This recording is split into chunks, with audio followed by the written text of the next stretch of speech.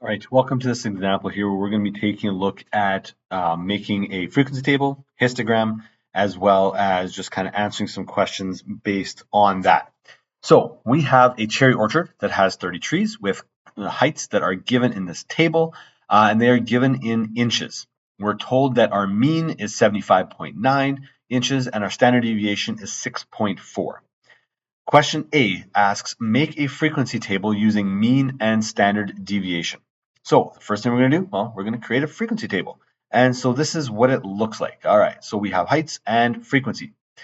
Now, which heights are we going to put in there? Well, somewhere in the middle, we need to put our mean. And so I'm going to put that right there. Sometimes that works nicely, sometimes not so much. But I'm going to put it right in the middle. And then I'm going to find the groups by adding or subtracting the mean from the previous point. So I'm going to start going lower. There we go, 69, 63.1, and 56.7. The interval between each of those is the standard deviation. And then I'm going to go up by adding standard deviation each time. And so I'm going to get up to 95.1. Now, how high and low we need to go, it's kind of dependent on our data set based on the lowest and the highest values. The lowest one in this case here is 65. If I'm looking, 64 is in there. Okay, 63. There we go. We do have 63, so I need to go that one past 63.1. And then the highest one is an 80. I should double check this here. 86. Maybe that is the highest one. Okay, so technically I wouldn't have to do the 95.1, but in this case I did in general. Now, we want to count all of our data points that fit into each interval.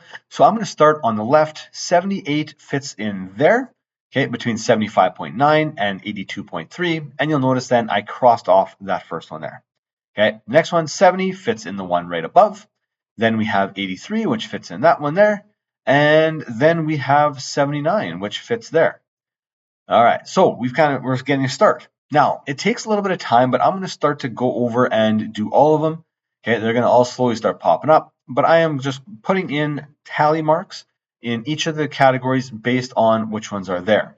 I'm going to put a little slash tally mark when it gets to 5, just to kind of help myself count it up a little bit later on, and make sure that I cover every single data point. We're almost done. There we go. Perfect. So there's all the data points. Now you'll see there's 1, 4, 9, 12, and 4 that are in each of those categories. And so we have our frequency. Now, if you want to write out the numbers in there, you gladly can. I'm not going to for this example, but you gladly can do that.